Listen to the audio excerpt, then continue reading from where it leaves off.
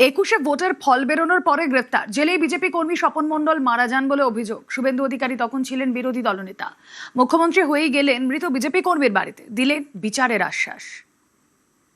যত মিথ্যা মামলা আপনাদের করেছে, আমরা আইনগতভাবে আমাদের বিজেপি কর্মীদেরকে আমরা এই সমস্ত মামলা থেকে বের করে আনবো।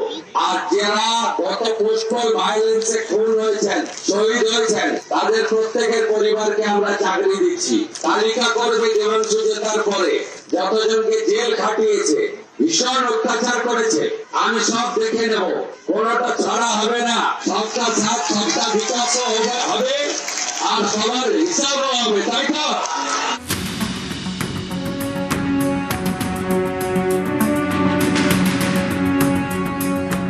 যখনই বিপদে পড়েছেন তার দলের কোনো নেতাকর্মী, তখনই ছুটে গিয়েছেন তিনি।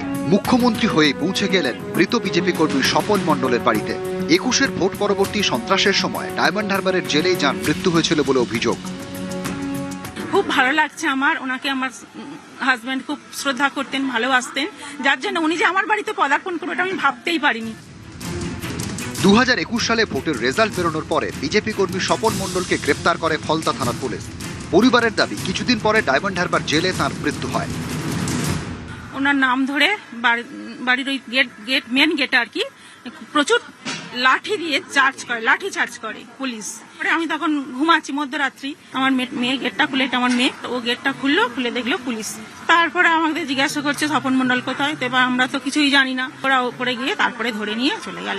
জেলের ভেতর ছিল, সেটা কি অত্যাচার করেছিল কি ওখানেই উনি মারা যান। যা হয়েছে ঘটনা, এর একটা বিচার চাই আমি। এদিন মৃত বিজেপি কর্মীর পরিবারকে আশ্বস্ত করেন শুভেন্দু অধিকারী।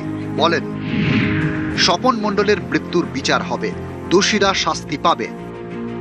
বিরোধী দলনেতা থাকাকালীনও মৃত বিজেপি কর্মীর পরিবারের পাশে দাঁড়াতে দেখা গিয়েছে শুভেন্দু অধিকারীকে। 2021-এ ভোটের রেজাল্ট বেরোনোর পরে মৃত্যু হয় বিজেপি কর্মী দেবব্রত মাইতির। বিজেপির অভিযোগ, ভোট পরবর্তী হিংসার বলি হন তিনি। রাজ্যে তখন ক্ষমতায় তৃণমূল। শুভেন্দু অধিকারী বিরোধী দলনেতা। 2025-এ নন্দীগ্রামে নিহত কর্মীর বাড়িতে যান তিনি, পাশে থাকার আশ্বাস দেন।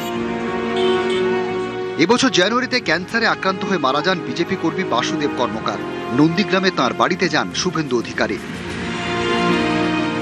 মুর্শিদাবাদের শামশেরগঞ্জে নিহত চন্দন দাস ও হরগোবিন্দ দাস।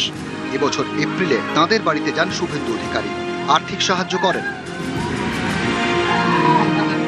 মুখ্যমন্ত্রী হওয়ার পরেও এতটুকু বদল হয়নি। এদিন গেলেন ফলতায়, মৃত বিজেপি কর্মীর বাড়িতে, দিলেন বিচারের আশ্বাস। যারা বিজেপি করতো তাদের সব কর্মীদেরই ভয় থাকতো, বেরোতে ভয়, মানে তারা একটা আতঙ্কের মধ্যে থাকতো। এখন কি মনে হচ্ছে, এখন পরিস্থিতি পাল্টেছে? মানে 4 তারিখের পর থেকে আমরা নতুন সকাল দেখতে পেয়েছি। ফলতায় প্রচারের মাঝে এই বাড়িতেই দুপুরে খাবার খান শুভেন্দু অধিকারী। নিউজ 18 বাংলা।